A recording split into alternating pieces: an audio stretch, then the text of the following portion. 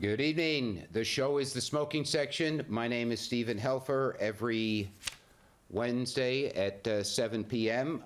Glad to see you watching. I hope the telephone number will appear on the screen as so that any of you who would like to call in and comment or question, complain, what have you, it would really be nice. But we will see what happens, and we will see where the show goes. Today, I saw an article in the New York Times about electronic cigarettes, and although I know that it is not tobacco and it is not smoking per se, in fact, it is very different, there are some similarities. And also, I thought this article, in many ways, exemplifies some of the ways that health officials actually obfuscate the truth, and that newspapers or news organizations do the same. Now, one thing about news organizations that I think is worthy of understanding in terms of realism is that news organizations, reporters, etc., they want to write stories that people will read because newspapers are essentially, they're basically filling the space between advertisements. The advertisers pay for the newspapers, pay the salaries of the editors, pay the salaries of the reporters. So the advertisements are what are important. And then whatever is in between the advertisement is what entices the reader to buy the paper and to read it and to see the advertisements. And so all of our news basically is brought to us by private companies who are paying to sell products, and people who write the news are the editors. They are doing that to make a living, and this is all done by the profit motive. It's not brought to you by the government through your taxes or by charitable organizations. And this is not necessarily bad, because newspapers have to maintain a reputation, and reporters have to maintain a reputation, and they have to maintain a reputation so that the public will read them and know that they are not simply writing what perhaps their advertisers wish them to write or what their opinions are. I'm talking about in news stories. So for them to earn a living, for them to send out papers, they do have to maintain a certain amount of integrity and credibility, which I believe in most ways the New York Times does. And I believe most newspaper reporters, most editors do have integrity, not unblemished integrity, not perfect integrity, but they are, as humans, trying to do a reasonably good job. So that even though I really dislike a lot of the editorial policy of the New York Times, I do think they make a good effort at checking their stories and making sure their facts are correct as much as it is humanly possible to make sure facts are correct. But having said that, there is what's called in science a publication bias, meaning if you run a study and the results are inconclusive or are not fitting in with something that people would want to read, there's a tendency for that study not to be published. Likewise, in newspapers, if you write a story, well, we really don't know, or it's not exciting, it's not interesting, fewer people will read it. And so there is an inclination, there is a built-in bias to write stories that will excite interest and do things of that nature. And that is why, For example, from the very beginning of the real push, the real anti-smoking push, which began in the 50s, for someone like Richard Dahl to publish a study that shows that tobacco is kind of a viper that the human race has been holding at its bosom, it is something that is exciting. That is a story that's going to really resonate. Whereas Richard Dahl's study is really not very conclusive, and there are people who disagree with it, and smoking may not be so bad, and the tobacco companies may not be so evil. None of these things is really that interesting.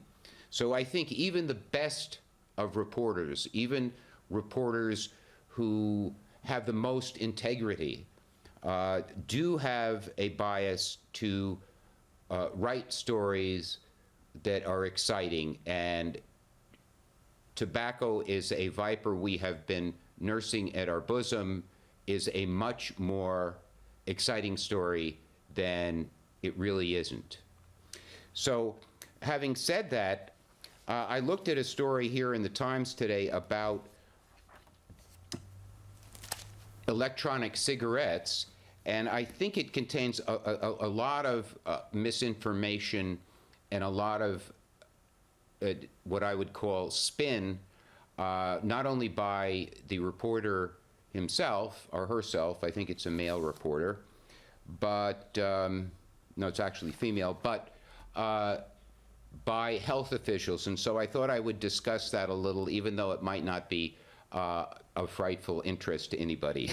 But here we go. First of all, it says poison control centers across the country have received hundreds of calls after children have come in contact with liquid nicotine, which could lead to serious illness or death if absorbed through the skin or ingested, health officials say. Well, I mean, the first problem with this report here, the first problem with this allegation, assuming it's true, and I believe it to be true, is when you hear hundreds of calls, that sounds like a large number. But we have a country of 330 million people, and parents with children are calling poison control centers all the time. So the reader has no way of judging whether hundreds of calls about a liquid nicotine is indeed a large number or not. I have seen this discussed, and even though I do not have the documentation with me, hundreds of calls is a tiny, tiny, tiny number. Poison control centers get tens of thousands of calls about all kinds of things, like particularly household cleansers, detergents, pharmaceutical pills that are in the cabinets of their parents, things that children may ingest in terms of dirt or leaves or insects. So when you hear hundreds of calls, even though it sounds like, oh my gosh, here we have a crisis going on, children are being exposed to liquid nicotine, really hundreds of calls is infinitesimal. So the facts of the matter are that almost very few cases in the country have there been any serious consequences for the ingestion of liquid nicotine. They don't say, for example, they're only talking about calls. That doesn't mean any of these calls led to anything like an intervention on the part of a medical intervention. The call might have been answered, and the person said at the end of the line at the Poison Control Center, don't worry about it a bit. So we're getting the impression here that there's a crisis, when in point of fact there is no crisis. Because first of all, if there was a crisis, you wouldn't hear about hundreds of calls, you would hear about tens of thousands of calls. And secondly, if you heard about calls, only calls, why, if there's a crisis going on, doesn't the reporter talk about, sickness coming from nicotine injection? And my guess is that the reporter, it does not use that because, in fact, there are just calls and nothing to it more than that. But nonetheless, the article is giving an impression that there is some kind of crisis going on. And secondly, it talks about liquid nicotine can lead to serious illness or death if ingested or absorbed through the skin. Well, I would challenge anybody out there in the audience or anybody who reads the papers that the number of people who have died from the ingestion of liquid nicotine or nicotine in any form in the last 100 years in the United States, you can probably count on both hands. I don't think I could, because although I've been reading all kinds of articles on tobacco, nicotine, and those related issues, I have never heard of anybody, maybe one or two people in very, very unusual circumstances, but I've heard of people dying from all kinds of poisons, arsenic, cyanide. I've never heard of anybody that I have really documented proof died from ingesting too much, ingesting nicotine. So I think the health officials are also helping to exaggerate this idea, thinking that nicotine is some kind of real poison, when in point of fact it's not. And but these are some of the ways that that the truth or that accuracy can be kind of fudged here. Now, for example, then the article goes on to say many state legislators are considering reining in the sale of electronic cigarettes, a business that has been largely unregulated despite the serious health consequences associated with it. Well, this is, as point of fact, has no basis, in fact, because even medical officials who are very anti-nicotine, very anti-smoking, and very unkindly disposed to electronic cigarettes, do not claim there is any kind of serious health consequences associated with electronic cigarettes. What they do claim is they don't know. So how this Times reporter can actually say that there are serious health consequences associated with electronic cigarettes when no one in the government, in the FDA, in the Centers for Disease Control and Prevention, in the Surgeon General's office, have even stated that. They've simply said that they don't know if electronic cigarettes might or might not have any kind of serious consequences over a 20 or 30-year period. So that's really a mistake, and again, something that the reporter is, in this case, I don't think the New York Times reporter is doing a very good job at all. So this is not a good example of the New York Times' integrity, but it is an example of how facts can be spun to make things sound like they are not. Then the article goes on to say that, where are we? That the CDC reported that electronic cigarette use among middle and high school students tripled between the years 2013 and 2014. Now, this is a very, very good example of how statistics can be misused. So what the person can say is actually technically truthful, but gives a false impression. So this particular statistic or figure that is cited does not give any absolute numbers. So, for example, if in 2013 one middle or high school student reported using electronic cigarettes, and then in 2014 3 did, that would be an increase of 3 but it still would be insignificant, inconsequential. So if the reader is not given what the absolute number is, giving a statistical increase simply conveys an impression rather than conveys any kind of factual knowledge. But yet the whole article is geared towards creating this impression that nicotine is a very dangerous substance, that electronic cigarettes have serious health consequences, that there are large numbers of people who are being poisoned by them, even though it doesn't say anything about anybody being poisoned. It simply says there were calls, and those calls were infinitesimal compared to all the calls that poison centers get. And then it says this, gives this number that the CDC, the Centers for Disease Control and Prevention, has been widely promoting, that the number of teenagers or middle school and high school students who have used electronic cigarettes has tripled in 1 year, and they very carefully do not give you the absolute numbers, because when you triple a very small number, it remains a very small number.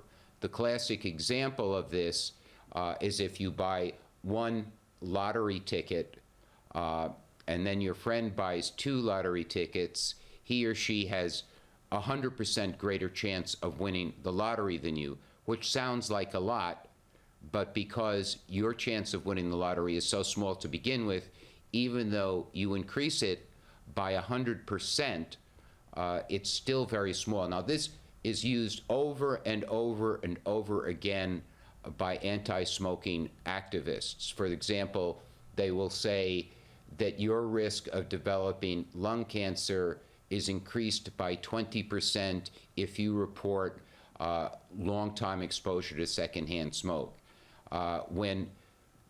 If your basic risk, your absolute risk, is so very, very small to begin with, and then a 20% risk is still very small elevation of risk. So even though it sounds large and conveys an impression, the impression is really a kind of falsity. And so I thought this article was kind of interesting because it really pointed out a lot of the weaknesses of the scientific, so-called scientific campaign against smoking and secondhand smoke.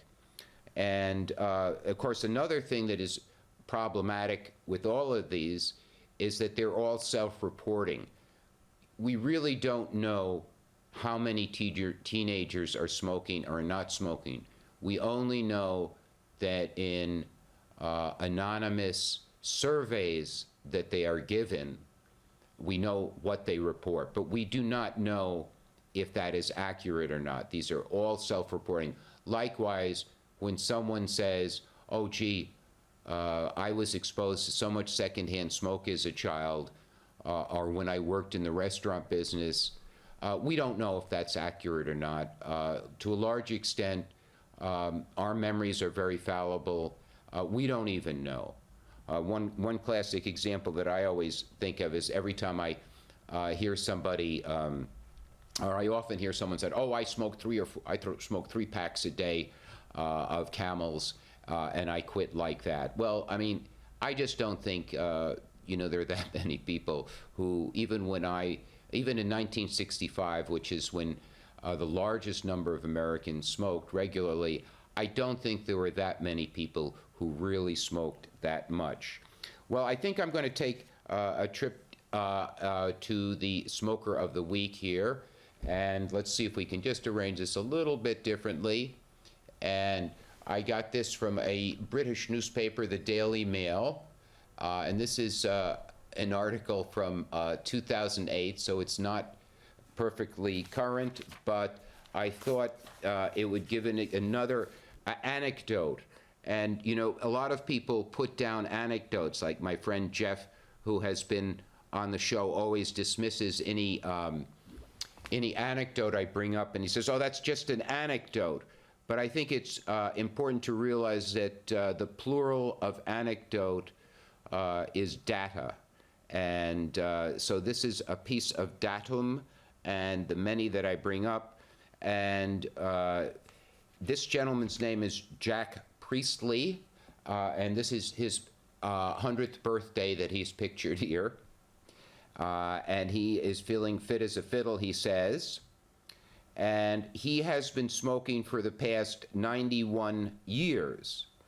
And the former baker has puffed through, according to this article, 153,000 cigars and more than 700,000 cigarettes.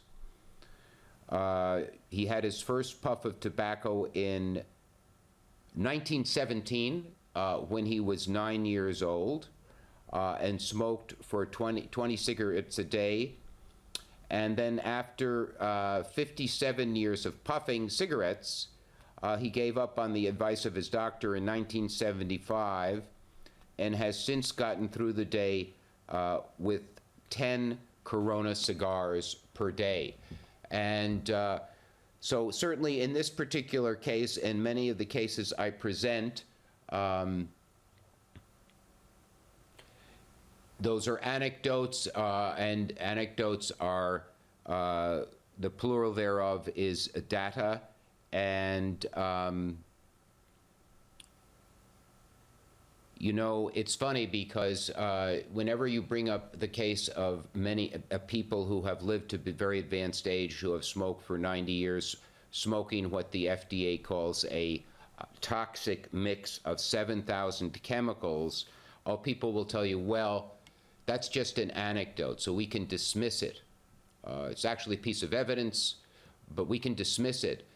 But the only anecdotes that count is when some particular individual who has smoked gets a particular disease, then that anecdote is trumpeted over and over again, particularly, you know, by the CDC when they advertise on television these terrible these people who have smoked and gotten ill, and they publish these terrible advertisements, but they don't publish advertisements of non-smokers who get ill. But they are anecdotal, but in the case of the anti-smoking movement, anecdotes count on their side, but they don't count on our side. And when I brought up that incidence of the FDA saying that smoke or tobacco smoke is a toxic brew of 7,000 chemicals, for example, here's another example. They don't give you anything to compare that with. Now, 7,000 chemicals sounds like an awful lot, but they don't tell you, for example, how many chemicals there are when you sit next to a campfire, or how many chemicals you're exposed to if you barbecue, go to a barbecue, or if you go into a coffee shop where there are a lot of particulate matters in the air, or even, they don't tell you how many chemicals you are exposed to in fresh air. I mean, if you smell a rose, how many thousands of different kinds of molecules are in there? But when you, so you have no way to compare it. So when you say 7,000 chemicals, the public gets this, you know, this very frightened thing, oh, there's so many chemicals in tobacco smoke, when in point of fact, there are, just sitting in this room here that I am at CCTV, if you did an analysis of the air, even if the ventilation was good and most of the chemicals were benign, there would probably be, if you could measure them in small amounts, which they do, there would probably be thousands of them.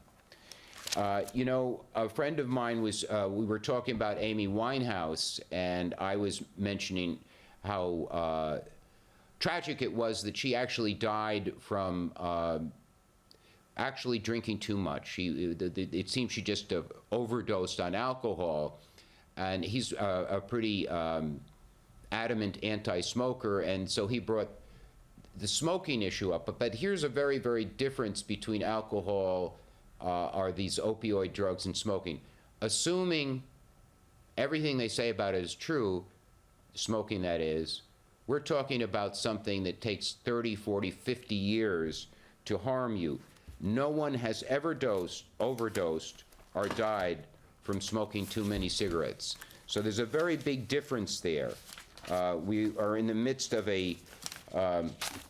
what you call an opioid epidemic here in Massachusetts. People are overdosing right and left, but you never hear of anybody overdosing from tobacco. Now, I think I'm going to invite you all to get in touch with Cambridge Citizens for Smokers' Rights. And